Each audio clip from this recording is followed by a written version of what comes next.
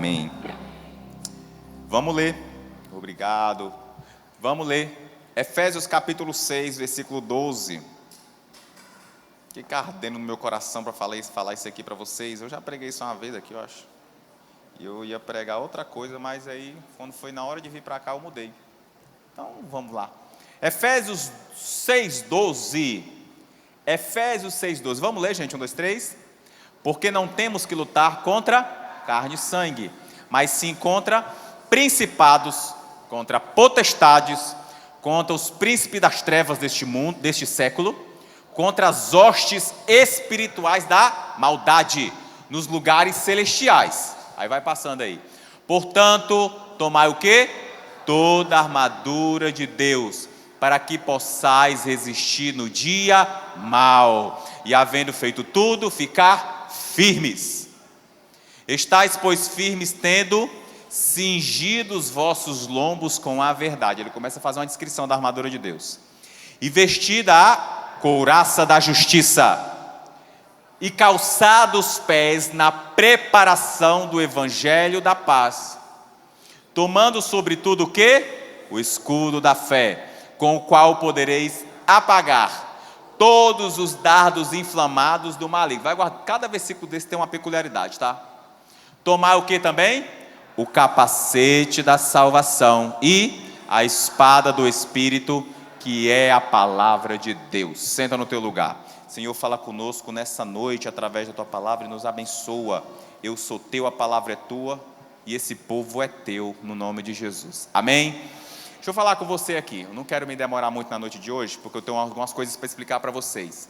Isso aqui é uma carta do apóstolo Paulo à igreja de Éfeso. Eu até trouxe uma foto aqui de umas fotos mais atuais da cidade de Éfeso. As pessoas que vão para Jerusalém, que fazem essa viagem, eles fazem visita a essa cidade, até hoje, as ruínas da cidade de Éfeso. A cidade de Éfeso, ela fica na parte asiática da Turquia.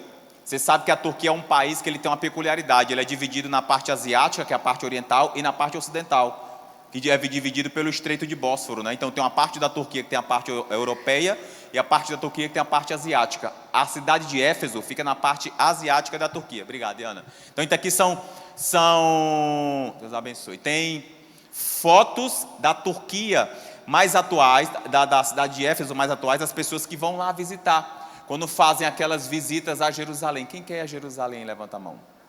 O restante está com medo de bomba? Ou está com medo de pagar o boleto da viagem? Olha só, visitas à cidade de Éfeso. E o apóstolo Paulo, ele abriu a igreja na cidade de Éfeso. A palavra de Deus fala que o apóstolo Paulo ele teve várias experiências. E dentre as experiências que ele teve foi de ir à cidade de Éfeso e confrontar a realidade do lugar. Sempre que ele chegava em um lugar, ele não era contaminado pelo ambiente, pelo contrário, aquilo que estava dentro do apóstolo Paulo, que era o Espírito Santo, é que contaminava o ambiente a qual ele colocava a planta dos pés. Você consegue entender a diferença? Tem gente que não tem condições de andar em todo tipo de ambiente, porque ele se contamina rapidinho. Eu cresci ouvindo a minha tia, ela é uma grande pastora lá no Ceará, ela dizendo assim: meu filho, a gente tem que aprender a entrar e a sair de um lugar sem se contaminar. Tem gente que não tem capacidade de entrar em determinados ambientes. Eu vou falar para você, e eu não faço alusão a não fazer não, tá? Estou só explicando para você que tem pessoas que não têm cabeça para entrar em determinados ambientes. Tem gente que não tem cabeça, por exemplo, para entrar na universidade pública, porque vira a cabeça. Vira ou não vira? Estou falando alguma bobagem? Tem gente que não tem cabeça para andar em determinados ambientes. Às vezes até no ambiente de trabalho a pessoa vira a cabeça. O apóstolo Paulo, quando ele chegava no lugar, ele influenciava. Aquilo que estava emanando dentro dele influenciava as pessoas e não o contrário. É isso que vai acontecer na tua vida. O Espírito Santo que habita dentro de você vai influenciar as pessoas que estão no teu ambiente, não você vai ser influenciado por elas. Vou falar de novo. O Espírito Santo que está dentro de você vai influenciar as pessoas, não o contrário. Você consegue entender? Então a palavra de Deus fala que o apóstolo Paulo chegou na cidade de Éfeso e se deparou com muitas coisas ruins. A Bíblia fala que toda vez que ele chegava numa determinada cidade, a primeira coisa que ele fazia era ir na igreja da cidade, que era chamada de sinagoga. Isso aí já quebra por terra, já desce por terra um paradigma, uma conversa que é disseminada na internet de um tempo para cá, de que a gente não precisa congregar. Porque Jesus Cristo mora dentro de nós. Mas a gente precisa congregar, a gente precisa estar na casa dele. Se até Jesus Cristo ia para a igreja. Mas lá na igreja tem muita falsidade. Meu irmão, em todo lugar tem todo tipo de pessoa. Eu falo isso para as pessoas não se escandalizarem. Você sabe o que é uma igreja? É uma reunião de doentes que precisam de cura. Quem precisa de cura aí? Quem precisa ser mudado aí? Então tem gente, todo mundo tem o seu processo de mudança. Tem gente que a mudança é instantânea. É igual o apóstolo Paulo, quando ele era chamado de Saulo. Ele teve um encontro com Cristo, quando ele estava indo perseguir cristãos na capital da Síria, que é a capital até hoje, que é Damasco. Ele teve um encontro, apareceu na frente dele uma luz. E a Bíblia fala que ele caiu no chão, ficou meio cego não, completamente cego. E ele começou a perguntar, quem é você? E aquela luz falou para ele, eu sou o Cristo a qual você persegue. A Bíblia fala que ele foi levado para dentro da cidade de Damasco. 7 dias depois, um profeta chamado profeta Ananias foi curar o Lázaro. Eu acho engraçado que no coração do profeta Ananias devia ter ficado uma dúvida, ou no mínimo um medo, porque o Paulo estava indo para dentro de Damasco perseguir cristãos, e o profeta Ananias era um cristão que estava dentro de Damasco, que ia ser perseguido pelo Paulo. E Deus falou, profeta Ananias, tem um homem lá, um vaso que eu quero usar muito nas minhas mãos, diga glória a Deus. E Deus usou o Paulo, irmãos, metade do Novo Testamento foi o Paulo que escreveu. E a Bíblia fala que quando o profeta Ananias chegou, viu o Paulo cego, colocou a mão nos olhos dele, e orou pelo Paulo, e a Bíblia fala que quando caíram dos olhos do apóstolo Paulo, como se fossem 2 escamas. É assim que o evangelho de Cristo faz com a gente. Quando a gente começa a se deparar com a palavra de Deus, vai cair nas escamas espirituais dos nossos olhos, a gente vai aprendendo que o evangelho de Cristo é completamente diferente do que foi proposto para a gente no decorrer das décadas anteriores. O que as pessoas pregavam? Que quando você chegar até Jesus, você tem que deixar de fazer isso, tem que deixar de fazer aquilo, você não pode cortar o cabelo, você não pode vestir uma roupa. Não era assim? Quem já ouviu isso aí? Quando Jesus Cristo fala diferente, Jesus Cristo fala assim, ó, vinde a mim como está fraco, vinde a mim como eu vou aliviar vocês. Não é que vocês precisam mudar para chegar a mim, não, vocês vão chegar a mim e eu vou mudando vocês e vocês não vão nem percebendo. Todo mundo tem o seu período de conversão. O do Paulo foi instantâneo, o do Pedro ele só se converteu mais de 3 anos depois. O Pedro só se converteu depois que Jesus Cristo ressuscitou. Tanto que Jesus Cristo falava para o Pedro, quando você se converter, vai lá e apacenta as minhas. E Jesus Cristo não largava o Pedro. A nossa sorte é que Jesus Cristo não larga a gente, independente da gente ser convertido ou não. Você pode dizer só um obrigado, Jesus. Está fraco, hein? Diga obrigado, Jesus. Graças a Deus que Ele insiste na gente. Você já parou para se perguntar o porquê que Jesus Cristo insiste em você? Eu já me perguntei várias vezes. Você sabe qual foi a resposta que eu encontrei? Nenhuma. Parei de me perguntar. Comecei só a honrar a escolha que Jesus Cristo tem por mim. Porque Ele insiste em mim todo dia. Jesus Cristo insiste em você todo dia. Amém? Todo dia. E a palavra de Deus fala que o Paulo abriu a igreja na cidade de Éfeso. Ele ia para a sinagoga, e a Bíblia fala que durante cerca de 3 meses ele ficava disputando com as pessoas. Ele ia lá e levava a verdade, e as pessoas rebatiam. Ele levava a verdade, e as pessoas não aceitavam. A Bíblia fala que depois de 3 meses, ele começou a sair. Ele disse, rapaz, aqui não tem condições de eu ficar nesse lugar. Então eu vou pregar a palavra de Deus numa escola de um homem chamado Tirano. E lá ele passou cerca de 2 anos.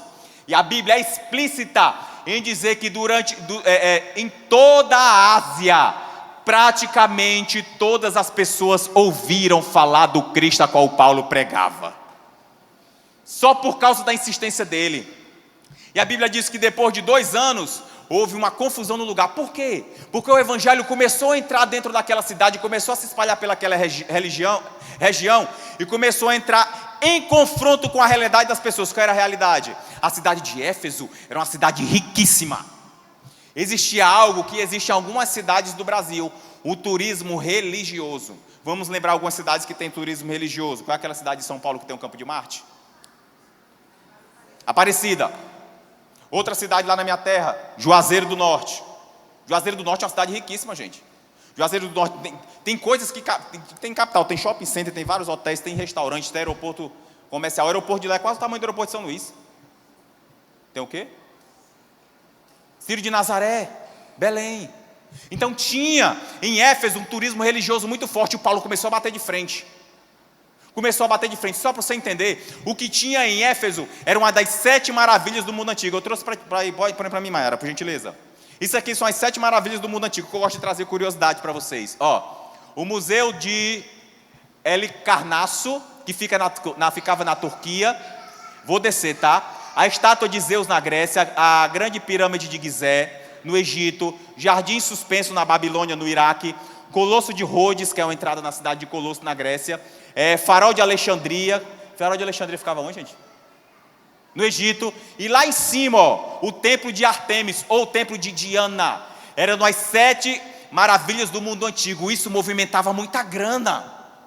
Sabe o que acontecia no templo da Diana? As sacerdotisas da Diana eram mulheres que tinham a sua cabeça raspada, que ficavam na parte de trás desse templo aí. Os homens iam adorar a deusa Diana, não só por adoração, mas dentre outras coisas também, para ter seu desejo da carne satisfeito. Então o que eles faziam?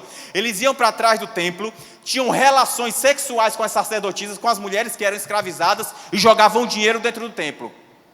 Era isso que acontecia na cidade de Éfeso, e o Paulo se indignou.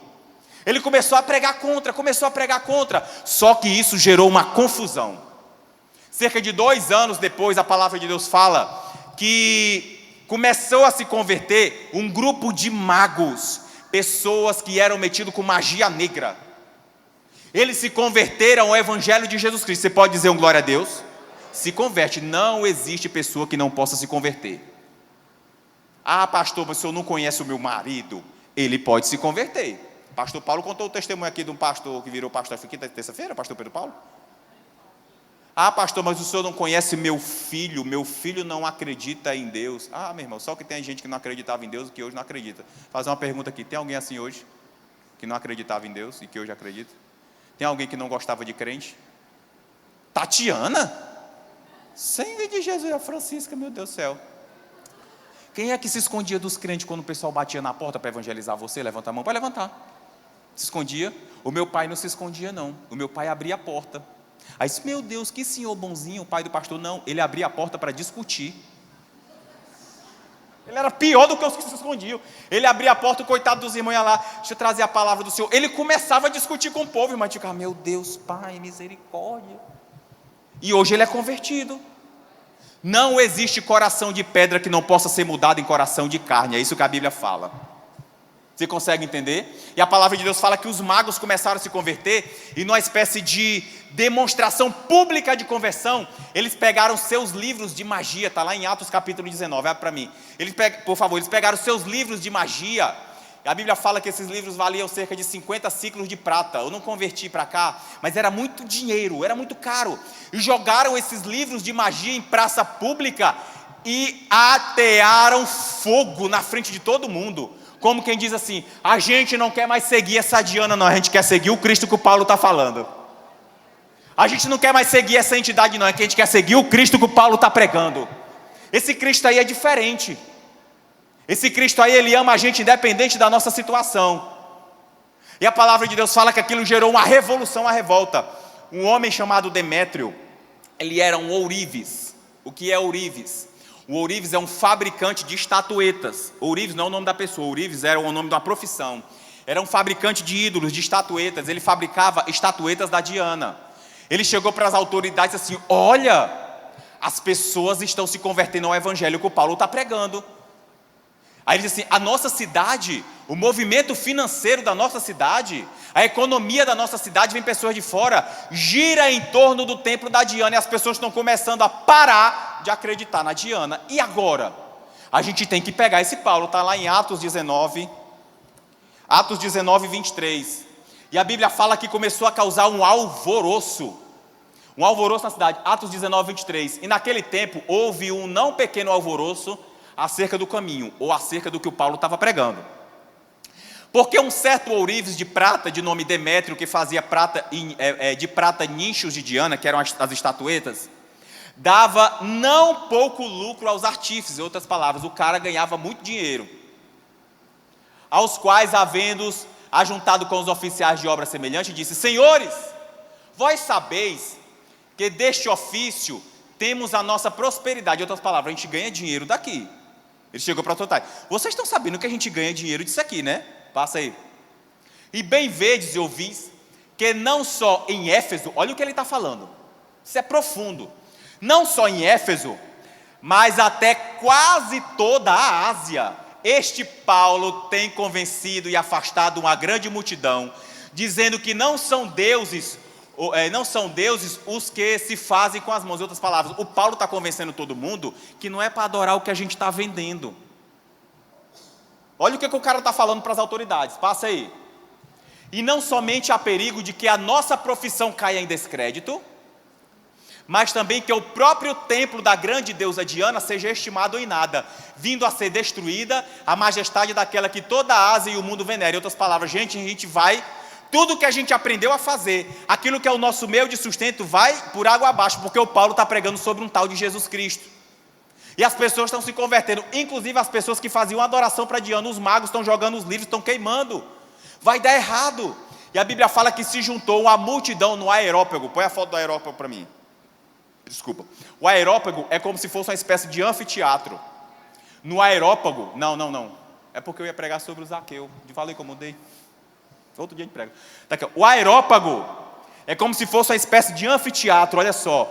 Aqui estima-se que cabia cerca de 40 mil pessoas. Lotou. 40 mil pessoas para pegar o apóstolo Paulo. Imagina a confusão do dia. A palavra de Deus fala que foi uma multidão. E esse homem começou a inflamar todo mundo. E as pessoas começaram a inflamar. E a Bíblia fala no decorrer de Atos capítulo 19, se depois você lê em casa, que as pessoas, eu vou ler na Bíblia, eu vou rindo às vezes. A Bíblia fala que as pessoas começaram a ir para o aerópago e muitas delas nem sabiam o que estava acontecendo, só estavam indo porque a confusão estava armada. Parece a gente hoje, né? Quando passa no meio do trânsito e vê um acidente, vai todo mundo parando para ver, né? E o trânsito vai ficando travado, não é por causa do acidente, é por causa dos curiosos. Não é? Acontece ou não acontece? Todo mundo estava indo para o aerópago e começou uma confusão. E a palavra de Deus fala que quando falaram para o apóstolo Paulo, o que ele fez? Ele fugiu nada. O Paulo, ele era, o que a gente falou de manhã? Ele era sanguíneo? Não, ele era colérico. Obrigado, o Paulo era colérico. Deixa eu falar uma coisa, Deus ama os fleumáticos, Deus ama os sanguíneos, Deus ama qual é o outro? Melancólico, obrigado. E Deus ama os coléricos, não importa a tua característica, Jesus Cristo quer te levar para o céu no momento correto. Vou falar de novo, Jesus Cristo quer te levar para morar com Ele na eternidade, independente da maneira com que você é. O Paulo, ele era muito colérico. A Bíblia fala que as pessoas falaram para o Paulo: Paulo, está todo mundo querendo te pegar lá, rapaz. Tu vai ser linchado, os amigos do Paulo. E o Paulo queria ir para cima para meter o dedo na cara de 40 mil pessoas. Para defender o Evangelho de Cristo. A gente tem vergonha do Evangelho de Cristo por tão pouco, irmãos. Por tão pouco, por nada. A gente não quer mais ir para a igreja, por nada a gente nega a Jesus Cristo. O Paulo queria meter o dedo na cara de 40 mil pessoas. Olha o que é que fala aqui no versículo 34, põe para mim. Versículo 34. Mas quando perceberam que ele era judeu, ficaram gritando todos junto a mesma coisa durante 2 horas. Levaram 2 amigos do Paulo. O que aconteceu? Era o Aristarco, eu acho que o Gaio, se eu não me engano, o Gaio e o Aristarco eram 2 amigos do Paulo. E a Bíblia fala que os amigos do Paulo chegaram para o Paulo e disseram assim: não vai para lá não, tá? Não vai, Paulo, tem muita gente querendo te matar. E o Paulo queria ir. E os amigos do Paulo conseguiram convencê-lo a não ir, porque amigo bom é assim. Amigo bom, ele pode discordar de você quando está só você e ele, mas na frente dos outros ele não te joga para os lobos, ele te protege. Amigo bom, ele discorda de ti no individual, mas na frente de todo mundo você pode estar errado, mas ele vai só te protegendo, é ou não é? Os amigos do Paulo falaram: não vai, você vai ser morto. E eles conseguiram convencer, só que 2 deles foram pegos, que são esses aqui, ó. Aí eles começaram, mas quando perceberam que ele era judeu, ficaram gritando todos juntos a mesma coisa durante quantas horas? 2 horas de gritaria, gente. O que eles gritaram? Viva a grande Diana dos Efésios! Viva a grande Diana dos Efésios! Uma multidão de 40 mil pessoas durante 2 horas gritando: viva a grande Diana dos Efésios! E o Paulo disse assim: eu quero ir lá. E os amigos: não vai. Eu quero ir. Você não vai. O que aconteceu? O Paulo não foi. Depois de 2 horas apareceu um homem lá. Uma das autoridades conseguiu acalmar o povo. O povo foi acalmando. Depois foi todo mundo para casa e o Paulo precisou ir embora para uma outra região. Anos depois, o Paulo foi preso. Quando ele foi preso, ele escreveu algumas cartas. Uma das cartas que ele escreveu foi essa carta à cidade de Éfeso.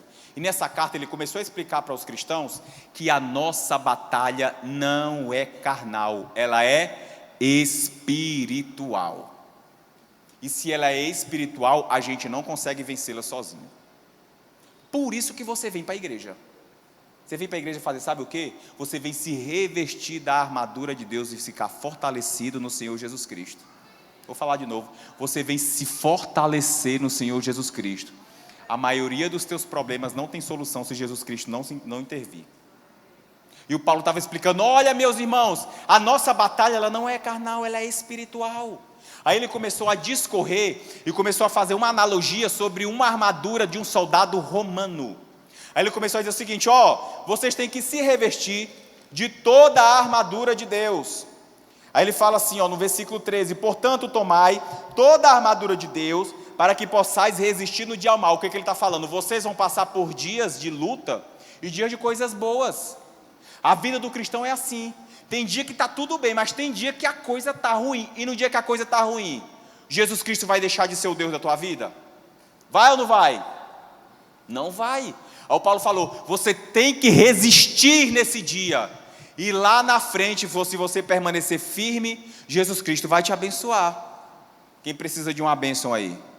Aí o Paulo fala, ele disse, olha, versículo 14, estai, pois, firmes, tendo cingido os vossos lombos com a verdade e vestida a couraça da justiça. Isso aqui é uma coisa entrelaçada da outra. O que ele está falando? Sempre que a Bíblia fala em lombo, ela fala em cintura. Eu trouxe aí. Quando ele fala cingir os nossos lombos com a verdade, ele fala assim, tem umas versões mais atualizadas que falam, atem a cintura de vocês o cinto da verdade e vistam a couraça da justiça. Isso aqui é uma coisa ligada à outra. Toda armadura ela é ligada à outra, quando Paulo vai explicando. Mas isso aqui é o início. Por quê? Porque a couraça da justiça era algo que o soldado romano vestia para proteger o peitoral. Se alguém fosse enfrentar em batalha e alguma arma atravessasse o escudo, tinha a couraça para proteger o corá. Está fraco. Tinha a couraça para proteger o corá.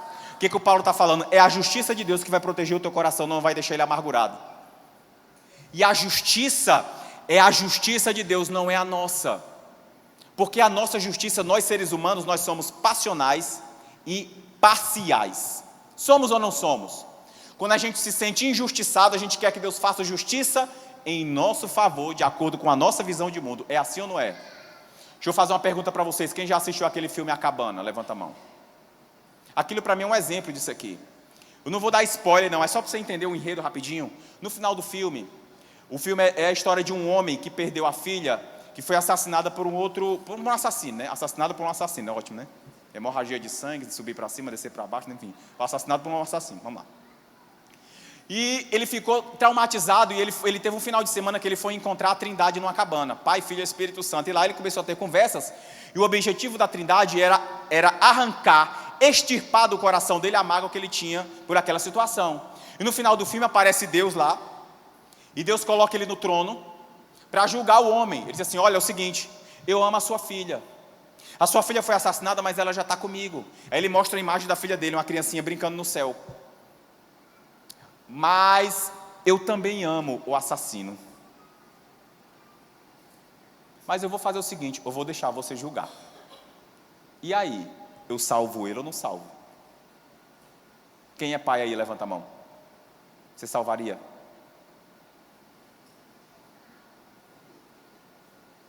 Aí Jesus Cristo está falando o seguinte, a justiça de Deus ela é para todos os lados. Não é que uma pessoa que faz errado não vai colher o que plantou, não. Mas Deus quer salvar essa pessoa. Você acha que Jesus Cristo não queria salvar Judas? Queria ou não queria? Queria. Aí eu trouxe um versículo de Tiago 1:20. Só para você entender como é que a Bíblia olha para a justiça. A justiça é a de Deus, não é a nossa. Tiago 1:20 diz assim, repita comigo, vamos lá. Pois, está fraco, pois não produz a justiça de Deus. Eu não trouxe esse versículo, está lá no livro de Isaías. Você sabe o que Deus compara o nosso senso de justiça? A Bíblia fala no livro de Isaías que Deus compara o nosso senso de justiça como pano de trapo ou pano de imundícia. Eu já falei isso aqui umas 2 vezes. Quem sabe o que é pano de trapo? Pano de trapo era um pano que as mulheres usavam no seu período menstrual, antes de existir o absorvente. O Isaías fala isso. O nosso senso de justiça para Deus é isso aí. Você está conseguindo entender? Você sabe por quê? Que normalmente e sabiamente, pastor não pega lado em briga de ovelha. Você sabe por quê? Porque o pastor vai querer curar e tratar da ovelha ofendida, mas ele não vai querer perder a ovelha ofensora, ele vai querer que ela também se transforme, porque todas as duas Deus ama. Você está conseguindo entender? Não pode pegar lado de briga de ninguém, você tem que tratar as duas, tem que ser justo.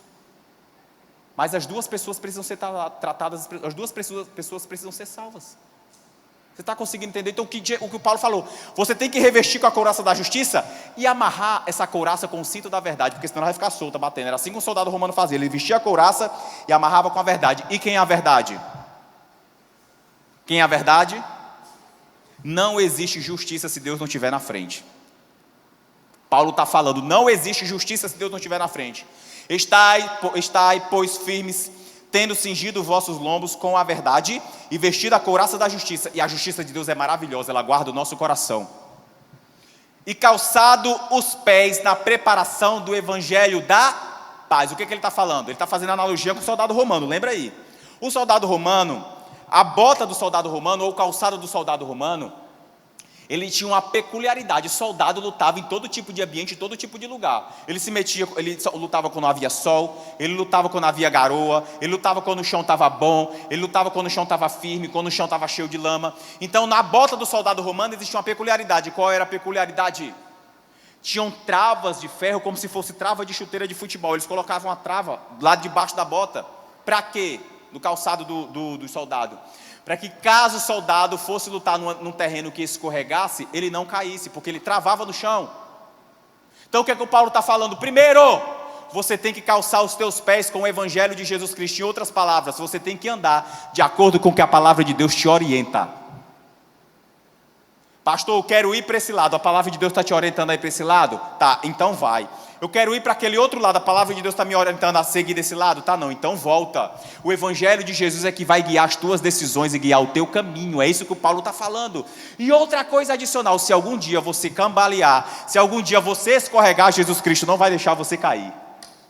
Ah, sangue de Cristo, vou falar mais forte. Se algum dia você escorregar, pecar ou fazer alguma coisa contra Deus, Jesus Cristo não vai deixar você cair, Ele vai fazer você permanecer de pé.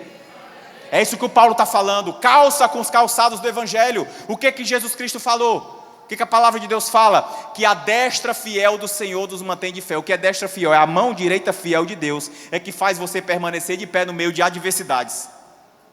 Jesus Cristo não vai deixar você cair.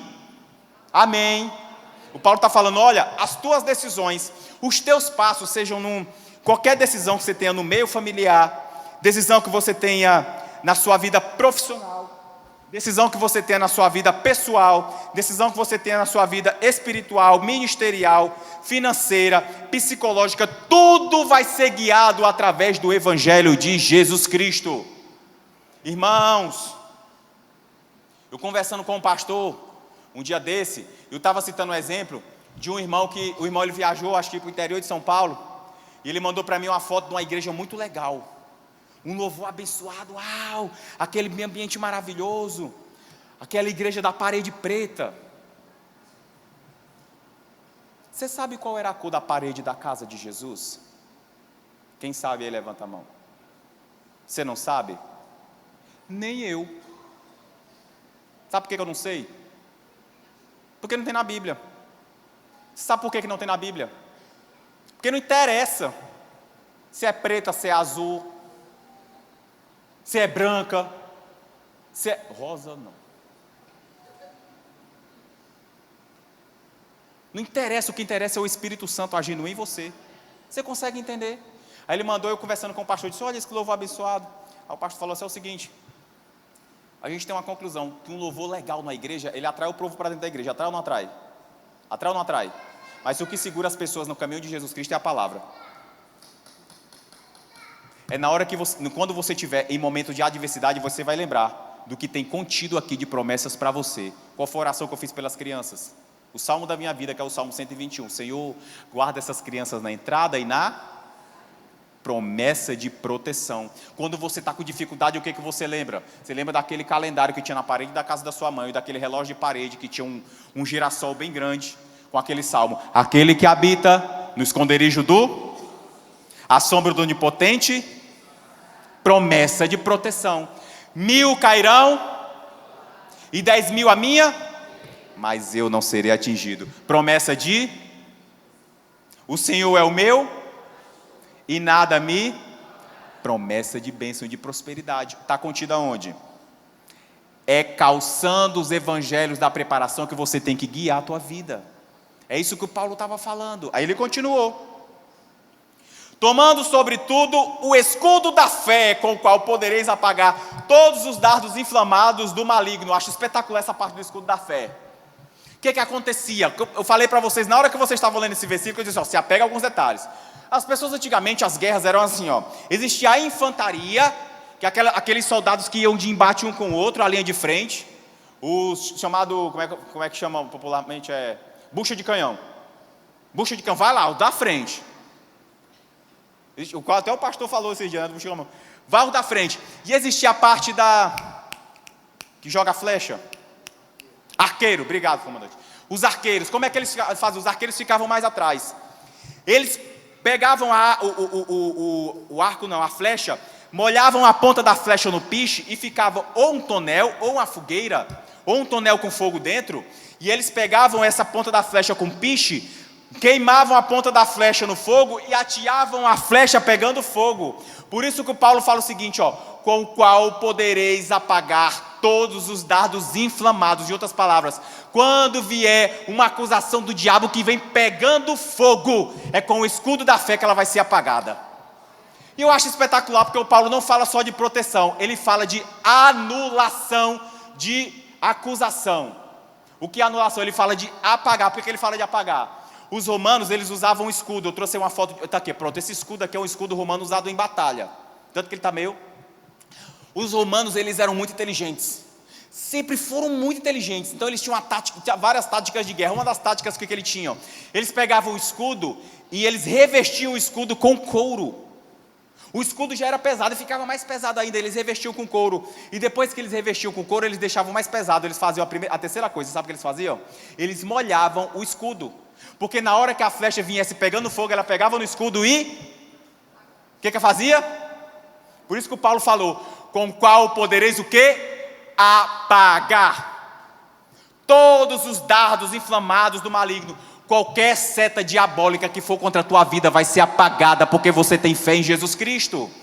Qualquer situação que o diabo se levantar contra você, a fé que você tem em Jesus vai anular essa situação. É isso que o apóstolo Paulo está falando. Pastor, mas o senhor não sabe o que eu passo. Eu não preciso saber. A pessoa a qual você está depositando a sua fé, ela sim precisa saber. Quem é? Você está entendendo? O Paulo está falando: olha, é o seguinte, mantenham a fé de vocês firmes. Pastor, e tem gente com fé pequena? Tem gente com fé pequena. Deixa eu mostrar para você um exemplo. A palavra de Deus fala que quando Jesus Cristo estava entrando dentro de Betânia, o Lázaro já estava morto, já estava sepultado. A própria irmã dele disse que ele já estava fedendo. Não era assim? Fala na Bíblia, ele já cheira mal. Jesus Cristo chegou na porta da cidade. Desculpa. Quando ele chegou na porta da cidade, uma das irmãs do Lázaro foi lá. A Marta. A Marta chegou para Jesus: Senhor, chorando. O que foi que ela falou? Ela falou duas coisas. Primeira coisa, o Senhor chegou tarde. Deixa eu falar uma coisa para você: Jesus Cristo nunca chega tarde. Jesus Cristo nunca chega tarde. Ah, mas eu estou clamando, Jesus Cristo ainda não veio. Ele está trabalhando a tua fé. Ele está fazendo a tua fé ficar maior. Ele está te preparando. Você acha que Jesus Cristo chegou tarde quando fez do José do Egito o governador do Egito? Se o José tivesse saído da prisão no dia que ele queria sair da prisão, ele não tinha saído para ser governador, ele tinha saído para virar padeiro, porque era a vaga de padeiro que estava aberta. Você está entendendo?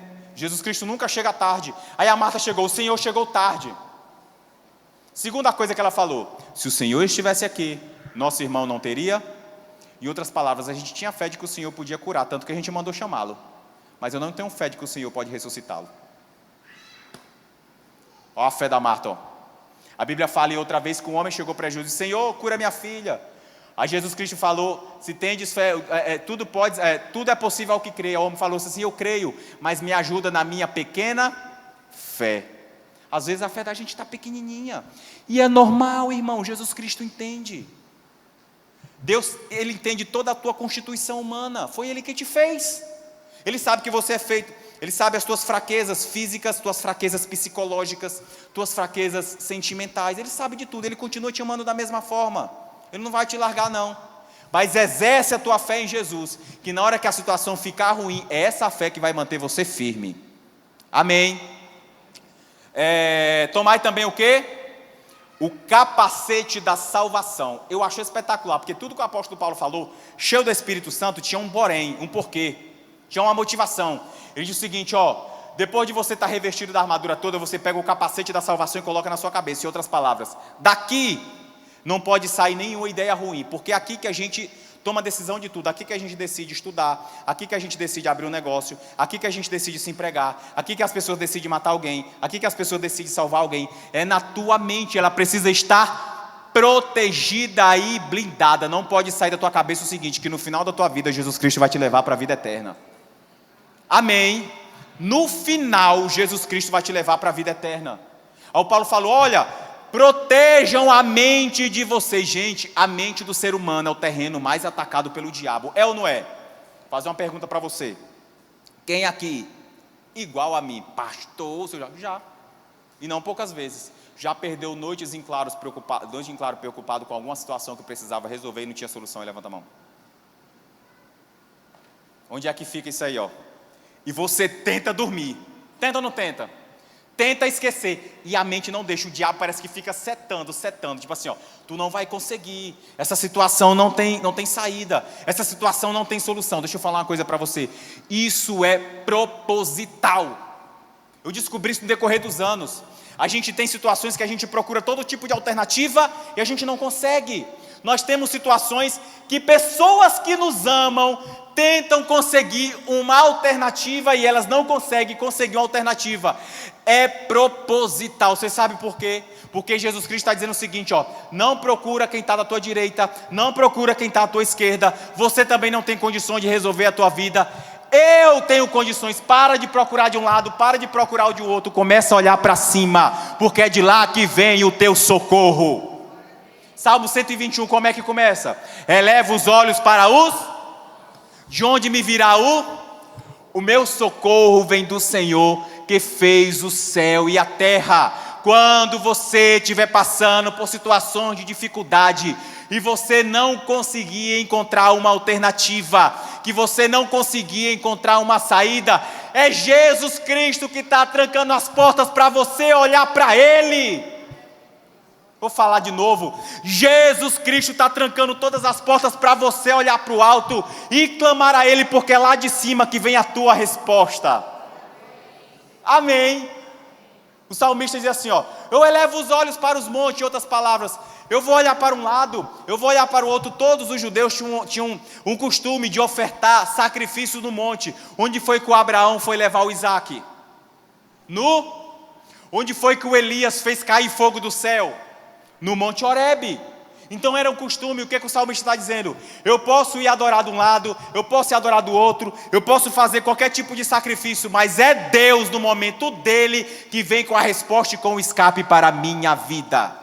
Isso não pode sair da minha cabeça. E o Paulo falou, coloca na cabeça de vocês o capacete da salvação. Em outras palavras, Jesus Cristo vai blindar a mente de vocês. Coloca a mão na tua cabeça aí, diga: Senhor Jesus.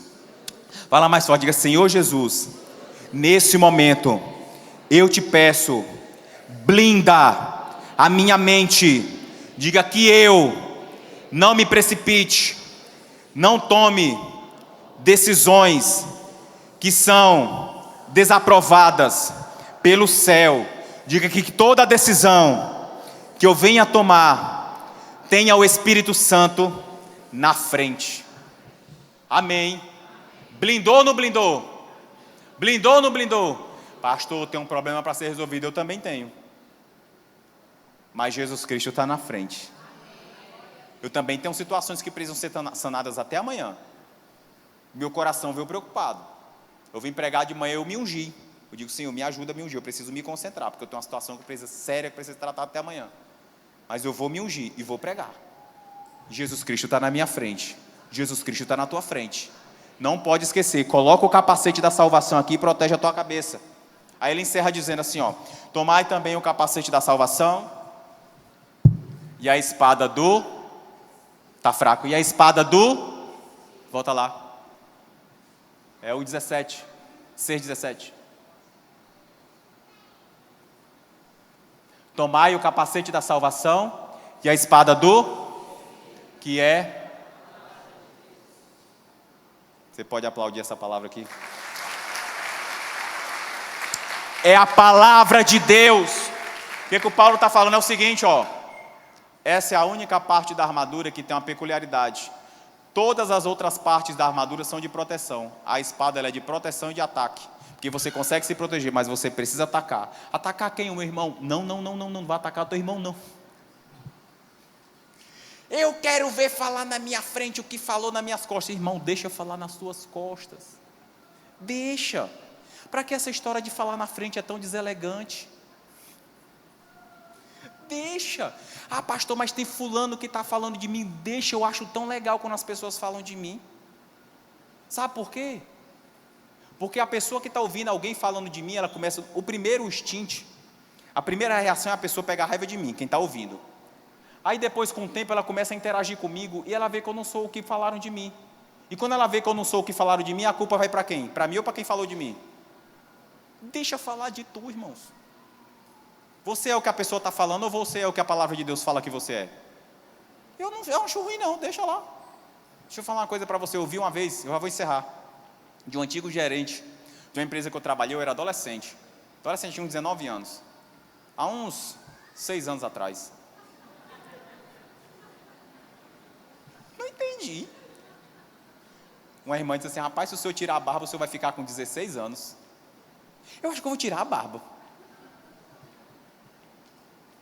Aí ele falou, ele dando uma palestra, e aquilo ficou fixado na minha mente. Ele disse assim, olha, quando você, era uma palestra profissional, quando você começar a se destacar, você está aqui no meio da multidão, que você começar a subir um pouquinho, você vai ficar mais suscetível e mais visível a levar pedradas. Não é assim? Que o ditado fala, prego que muito cresce e toma martelada. É normal, só é atacado quem cresce. O que a palavra de Deus fala da parábola do joio e do trigo? Que cresceram o trigo e o joio juntos, como foi que falou? Cresceram o trigo e o joio. O joio é o quê? É uma planta que tem a cara de trigo, se parece com trigo, se finge que é trigo, mas não é trigo, ele é oco. Quando quebra o joio, quando amassa-se o joio, não tem a semente do trigo, então não dá para fazer nada com ela. Aí Jesus Cristo falou que elas duas cresciam juntas, e as pessoas se preocupam com o joio. Deixa eu fazer uma pergunta para você, você é trigo ou é joio? Você é trigo ou é joio? Quem está em dúvida aí? Se você é trigo, a Bíblia fala que o joio está crescendo do teu lado. Ah, que coisa ruim. Só que você também está crescendo. Você que é trigo, você vai deixar de crescer porque tem um joio do teu lado? Você está entendendo? Então deixa jogarem flechas contra você. Você está protegido pelo escudo da fé. Está protegido pela couraça da justiça. Você está protegido pelo capacete da salvação. E a espada do Espírito, que é a palavra de Deus, está te protegendo. Você vai atacar quem? O irmão? Você vai atacar o diabo. Quando o diabo vier contra você, ai pastor, eu não quero que ele venha não, então eu vou me esconder. Que se esconder, irmão? Uma vez, antes da gente mudar para cá, a gente fazia os cultos no hotel. E uma vez, eu me lembro disso, num domingo, eu terminei o culto. O pessoal já tinha ido embora, tinham só uns diáconos. Aí trouxeram uma mulher para eu ungir, uma senhora, tipo, tinha uma aparência, sei lá, de uns 50 anos mais ou menos. Entre 45 e 50 anos, por aí, um pouco mais, sei lá. Para ela ungir, o homenzinho trouxe ela e disse assim, pastor, é porque ela está com febre há 3 dias, eu acho. E a febre não passa 3 dias. A mulher está assim, ó. Eu disse, tudo bem com a senhora? Pois faça o seguinte, as cadeiras lá do hotel eram cadeiras idênticas a essas, só que eram verdes. Eu digo, sente aqui, que eu vou ungí-la. Irmãos, diante do Deus que eu sirvo, eu disse, estenda as suas mãos. Eu só consegui ungir a primeira mão. Na hora que eu ungi a primeira mão, a mulher deu um pulo que saiu derrubando as cadeiras. Os diáconos se assustaram porque não estavam acostumados. Eu disse, segura! Aí eu olhei, o hotel era um saguão, tinha uma galera lá fora, eu só disse assim, fecha a porta rapidinho, tinha acabado o culto. Eu disse, segura, gente, foram 4 homens para segurar a mulher, 4. E ela se debatia e o inimigo falou. O inimigo falou, e ele disse assim, eu tenho uma missão. Ele falou, eu tenho uma missão, tirar a vida dela. Sabe qual foi o problema do diabo? Que Jesus Cristo estava naquele lugar. E eu estava com fome, porque depois do culto o crente tem fome. Eu olhei, eu disse assim, cala a boca, diabo, tu não vai fazer palhaçada dentro da igreja. Sai logo dela no nome de Jesus. Sai! Não fui eu, não sou poderoso não, irmãos. É Jesus Cristo que opera. O que o Paulo falou aqui, ó. Aliás, o que fala no livro de Atos, que o Lucas escreveu no livro de Atos. A Bíblia fala no livro de Atos que Deus usou o apóstolo Paulo para atingir as pessoas. Deus vai usar você, poderoso é Jesus. Acordou. Eu disse, fulana, eu digo, como é o nome dela? Fulana, eu comecei a... E todo mundo olhando com os olhos, eu digo, fulana, acorde, vá sentando, vá falando, Jesus é o dono da minha vida, vá repetindo comigo, que a gente precisa falar. Você precisa falar, porque o que dá legalidade para o diabo muitas vezes é a sua língua. O que a mulher do Jó queria que ele fizesse? Falasse contra o Deus que ele servia. Aí botei ela sentada, ela disse assim, eu digo, você está tão melhor. Eu digo, traz um copo d'água para ela. Aí trouxeram um copo d'água. Quando a mulher bebeu o copo d'água de uma vez, acho que desceu pela laringe de uma... Ela disse assim, eu quero mais água, traz mais água para ela. Aí eu fiquei ajeitando a cabeça dele, pronto, passou. Aí a mulher tomou o segundo copo d'água, eu estou com sede, eu digo, traz o terceiro copo d'água para ela. A mulher bebeu o terceiro copo d'água, eu estou com sede, eu digo, meu Deus, eu expulsei o demônio do peixe assado. Expulsei o demônio da carne do sol, só pode ser, a mulher está com a boca salgadinha. A mulher bebeu 4 copos d'água. Quando terminou, eu fui levar ela para lá. Você está melhor? Não, estou melhor e tal. Levei, orientei, abracei. Levei ela até o elevador, pronto, foi embora. Quando eu soube, uma amiga da gente, que era líder de missões na época, hoje é domingo de missões, né? Se escondeu no quartinho e trancou a porta. Digo, fulano, ela disse, eu fiquei orando lá, trancando a porta. Senhor, que o demônio não entre nesse quartinho, que o demônio não entre. Você acha que se você se esconder do diabo, ele não vai atrás de você? Você sabe o que é que vai te proteger do inimigo? A espada do Espírito, que é a palavra de Deus. É se apegando a isso aqui que o diabo não tem força contra você. O que é que a Bíblia diz? Que o diabo está ao derredor, babando contra nós. Só que ao nosso redor, no plano mais pertinho, estão os anjos do... Está fraco, estão os anjos do... É isso que te protege. O inimigo não tem poder sobre a tua vida e nem sobre a tua casa. Você acha que os passos que você está dando em direção à casa de Deus são em vão? Jesus Cristo está vendo. O diabo também está vendo que você tem um dono. O nome do teu dono é? O nome do teu dono é? Vamos relembrar? Cingir, vestir com a verdade. Atar a couraça da justiça. Deixa eu lembrar da sequência. Está ali, ó. Calçados do evangelho. Aí depois vem escudo da fé, capacete da salvação e a espada do Espírito. É assim que você vai vencer. Está fraco? É assim que você vai vencer. Revestindo-se da armadura de Deus. Quem precisa se revestir da armadura de Deus aí? Se coloca de pé.